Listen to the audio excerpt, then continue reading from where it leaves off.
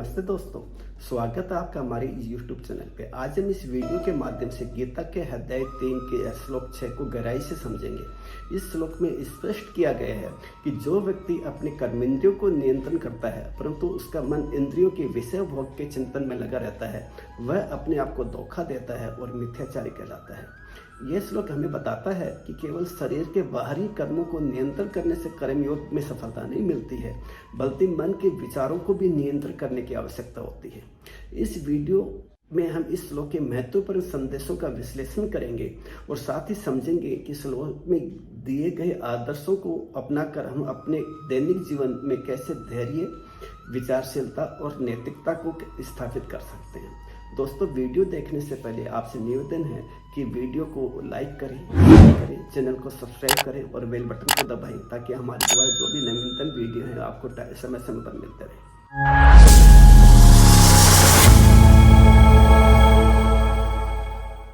जय श्री कृष्ण। दोस्तों, कई बार आपने बातों बातों में किसी को बगुला भगत बोला होगा, या आपने बोला होगा कि यह तन से तो यहाँ पे है पर मन इसका कहीं दूसरी जगह लगा हुआ है। यानी जाने अनजाने हम इस श्लोक के बारे में बात कर रहे होते हैं। ये बगुला भगत या ये बोलना कि तन से यहाँ और मन से दूसरी जगह है, ये कब लगता है आपको?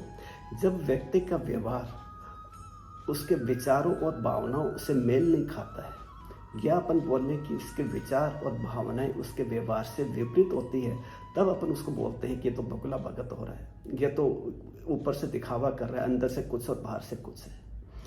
यही चीज भगवान श्री कृष्ण ने गीता के अध्याय 3 के श्लोक 6 में अर्जुन को समझाया है। बात करते हैं गीता का अध्याय 3 के श्लोक 6। कर्मेंद्रिय यानी संयम्य ये आस्ते मनसा स्मरण इंद्रिया अर्थम मुधाता मिथ्याचारम स उच्यते। भावार्थ, जो कर्मेंद्रियों को वश में तो करता है किंतु जिसका मन इंद्रिय विषयों का चिंतन करता रहता है, वह निश्चित रूप से स्वयं को धोखा देता है और मिथ्याचारी कहलाता है।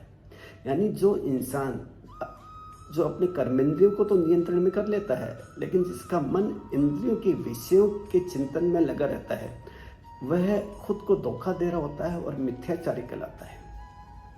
यदि अपन इस श्लोक के अर्थ की बात करें तो जो व्यक्ति शारीरिक इंद्रियों को नियंत्रण करने में सफल हो जाता है, लेकिन उसका मन अभी भी इंद्रियों के विषयों के चिंतन में व्यस्त रहता है, उसके भोग के बारे में चिंता करता है, तो खुद तो धोखा देता है और उसको मिथ्याचारी बोलते हैं। इसका मतलब है कि सही साधना करने के लिए अपने को या कोई भी काम करने के लिए अपने को केवल शारीरिक इंद्रियों को नियंत्रण करना, बल्कि मन को भी इंद्रियों के विषयों में चिंतन से दूर करना चाहिए। यानी इसका मतलब है कि सही साधना या कोई भी काम करने के लिए हमें न केवल शारीरिक इंद्रियों को नियंत्रण करना है, बल्कि मन को भी इंद्रियों के विषयों से चिंतन से दूर रखना चाहिए। यदि ऐसा करेंगे तभी उस कार्य में अपने को सफलता मिलेगी। अब इस श्लोक में मिथ्याचारी के बारे में बोला गया है। अब मिथ्याचारी कौन होता है? मिथ्याचारी का मतलब है किसी चीज़ को सही ढंग से नहीं करना या धर्मानुसार नहीं चलना, या दूसरे शब्दों में बोले मिथ्याचार वह स्थिति होती है जब किसी व्यक्ति का व्यवहार उसके विचारों और भावनाओं से मेल नहीं खाता है, या जब उसके विचार और भावनाएं उसके व्यवहार से विपरीत होती हैं। अब इस श्लोक को यदि अपन अर्जुन के माध्यम से समझने की कोशिश करें तो अर्जुन के मन में विचार आ रहे थे, भावनाएं आ रही थी कि मैं लड़ाई नहीं करूँगा। क्यों नहीं करूँगा? क्योंकि मेरे सामने जो लड़ाई करने वाले हैं मेरे रिश्तेदार हैं, मेरे पितामह हैं, मेरे गुरु हैं, मैं उनसे लड़ाई नहीं कर सकता। यानी उसके विचार और भावनाएं उसके व्यवहार के अनुरूप नहीं थी। ऐसे में भगवान श्री कृष्ण अर्जुन को समझाते हैं कि अर्जुन देख, जो साधारण व्यक्ति होता है, जो अपने इंद्रियों को नियंत्रण नहीं कर पाता है और मन में उसके इंद्रियों के विषयों के बारे में सोचता है, उसके भोग की चिंता करता है, वह सच्चे मार्ग पर चलकर अपने कर्मों को सही और धार्मिक तरीके से नहीं निर्वाह कर सकता। यानी भगवान श्री कृष्ण बताने की कोशिश कर रहे हैं कि अपने को अपने इंद्रियों को संयमित रखना है, मन को स्थिर रखना है और सही निर्णय लेने की क्षमता को विकसित करना है, ताकि वह सही और धार्मिक रूप से अपने कर्मों को संचालित कर सके और सफल जीवन जी सके। अब ये इस तरीके मतलब इस तरीके से भगवान ने उसको मोटिवेट किया बता के कि अर्जुन देख अपने मन को नियंत्रण में कर, इंद्रियों को नियंत्रण में कर, तभी तू सही ढंग से कार्य कर सकेगा और सही निर्णय ले सकेगा। जब भगवान ने उसको समझाया कि मन को नियंत्रण करना है, इंद्रियों को नियंत्रण करना है, विषय भोग में नहीं लगाना है, तो अर्जुन को ये बातें समझ में आ गई और आगे तो रिजल्ट सामने है। दोस्तों, अपने को भी अपने मन को नियंत्रण करना है, अपने को दिखावा नहीं करना। आप देखते होंगे कई लोग संन्यास लेके चले जाते हैं, बड़ी बड़ी दाढ़ी कर लेते हैं, वो विभूति लगा लेते हैं, उपदेश देने लगते हैं, पर उसके मन में अभी भी विषय भोग की इच्छा ही रहती है। जितने भी साधु महात्मा जो बने, जो आज जेल में बैठे हैं, वो यही मिथ्याचारी हैं। यहाँ पे अपन यदि मिथ्याचारी को उदाहरण के माध्यम से समझे तो सबसे अच्छा उदाहरण है बगुला का। बगुला क्या है, आंख बंद करके पानी में खड़ा हो जाता है एक टांग पे। जो मछली आती हैं वो सोचती भी कोई पेड़ है या कोई पेड़ पौधा लगा होगा, वो उसके आसपास घूमने लगती है। वो जैसी बड़ी मछली आती हैं वो झटके से उसको पकड़ लेता है। वो ऐसे दिखाता है आंख बंद करके जैसे योग कर रहा हो, ध्यान लगा रहा हो, पर वो भगवान में ध्यान नहीं लगा रहा, वो अपनी इंद्रियों की विषय वस्तु के ऊपर ध्यान लगा रहा है। कैसे बड़ी मछली है और मैं उसको पकड़ूं, यह कर रहा, उसका मन अभी भी उसमें लगा हुआ है, विषय भोग में। तो ऐसे ही आज की तारीख में जितने भी साधु महात्मा हैं, वो उपदेश तो बड़े बड़े देते हैं, बड़ी बड़ी दाढ़ी कर लिया, वो चंदन का तिलक लगा लिया, विभूति लगा ली शरीर पे, पर उनका मन अभी भी विषय भोग में लगा हुआ है, इंद्रियों के विषय भोग के चिंतन में लगा रहता है। तो ऐसे लोग को मिथ्याचारी बोलते हैं। आज की तारीख में इसको उदाहरण के माध्यम से समझें कि मिथ्याचारी कैसे होते हैं। तो जैसे कोई बीमार आदमी है, जैसे शुगर का पेशेंट है, तो उसको शुगर के लिए मना करते हैं। उसकी शुगर, वो अपने आप को मन से तो मतलब कर्मेंद्रियों को तो नियंत्रण कर लिया कि मैं मीठा नहीं खाऊं, पर मन उसका बार बार मीठा खाने को करता है। जब भी कभी मौका मिलता है मीठा खा लेता है, यानी वो दिखावा कर रहा होता है मैं मीठा नहीं खाऊंगा, पर मौका मिलते मीठा खा लेता है। या किसी को डॉक्टर ने बोला कि भाई आलू चिप्स नहीं खाना, तो वो अपनी कर्मेंद्रियों को तो नियंत्रण में कर लिया कि मैं आलू चिप्स नहीं खाऊंगा, पर मन में बार बार वही उसको इच्छा करती है कि भी मुझे जैसे आलू चिप्स मिले मैं खा लूँ। कोई मांसाहारी व्यक्ति है, उसको मांस खाने के लिए मना कर दिया, उसको अपने आप को कंट्रोल तो कर लिया कि भाई मैं मांस नहीं खाऊंगा, मांसाहारी नहीं बनूंगा, पर मन बार बार इच्छा ही करती है उसकी कि भाई नहीं, मुझे मौका मिलेगा तो मांसाहारी मौका मिलेगा तो मैं खाऊंगा। तो ये जो सब विचार हैं, यानी आप ऐसे समझो कि उनका जो आचरण है, उसके विचार हैं, वो उसके व्यवहार से विपरीत हैं, तो वो मिथ्याचारी हो गया।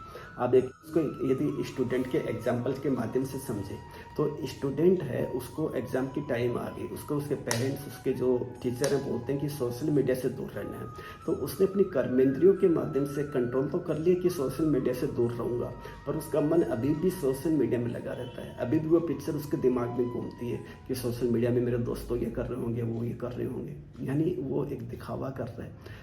इसी को अपन मिथ्याचारी बोलेंगे। किसी ने फूड डिलीवरी का स्टार्टअप शुरू किया, अब ऑनलाइन फूड डिलीवरी करनी है उसको, उसने आसानी से कि भी अपन जिसको भी खाना होगा अपन वो ऑनलाइन भिजवाया करेंगे। अब उसने विचार कर लिया मन में, अब खाली विचार तक ही रहेगा तो सफलता नहीं मिलेगी। अब विचार को कन्वर्ट करना सफलता में, तो उसके लिए उसको क्या करना पड़ेगा, पूंजी इकट्ठा करनी पड़ेगी, वेबसाइट बनाएगी, एप्लीकेशन विकसित करनी पड़ेगी, डिलीवरी चैनल बनाना पड़ेगा, लॉजिस्टिक पर ध्यान देना पड़ेगा, एक संगठन बनाना पड़ेगा। अब ऐसी प्रक्रिया को वो बना लेगा, कर्मेंद्रियों को नियंत्रण में कर लेगा, तो अपने आप ही सकारात्मक विचार उसके मन में आएंगे और उसको फिर सफलता की राह अपने आप दिखने लग जाएगी। दूसरा एग्जाम्पल लेते हैं स्टूडेंट का, एक एग्जाम्पल लिया अपने सोशल मीडिया से दूर होने का। दूसरा एग्जाम्पल क्या होता है कि जैसे स्टूडेंट होता है, वो टीचर्स उनको कोई प्रोजेक्ट बनाने के लिए बोलते हैं, तो वो क्या करते हैं, स्टूडेंट अपने दिन भर आराम से रहते हैं और दूसरों के प्रोजेक्ट की चोरी कर लेते हैं, एग्जाम की टाइम में चीटिंग करते हैं, दूसरे के जो डाटा होते हैं उनकी चोरी कर लेते हैं, या काम को अपना काम बताने लगते हैं। तो ये भी एक तरह के अनुचित व्यवहार है और ये भी मिथ्याचारी में आ जाता है। ऐसे कोई नौकरी करने वाला है, नौकरी करने वाला अपने को जब नौकरी के लिए अप्लाई करते हैं तो झूठे रिज्यूम बनाता है कि भाई उसकी क्वालिफिकेशन कुछ होती है और रिज्यूम में कुछ लिखता है, उसको नॉलेज कुछ दूसरी चीज़ का होता है, लेकिन रिज्यूम में दूसरी चीज़ बनाता है, या अपने ऑफिस में झूठ बोलता है, चोरी करता है, तो वो मिथ्याचारी हो गया। दोस्तों इसी चीज़ को भगवान श्री कृष्ण ने इस श्लोक में बताया है कि अपने को मिथ्याचारी नहीं बनना। अपने को व्यवहार में जो अपने विचार हैं और जो भावनाएं हैं उनमें समानता रखनी है। ऐसे नहीं रखना अपने को कि व्यवहार अपना अलग है, अपने विचार और जो भावनाएं वो अलग हैं। यदि ऐसा होगा तो अपने को सफलता नहीं मिलेगी। फिर सब अपने को भी बगुला भगत बोलेंगे या अपना काम में कोई सफलता की गुंजाइश कम होगी। आशा करता हूँ दोस्तों वीडियो आपको पसंद आया होगा। वीडियो पसंद आया हो तो लाइक करना, शेयर करना और सब चैनल को सब्सक्राइब करना। जय श्री कृष्ण।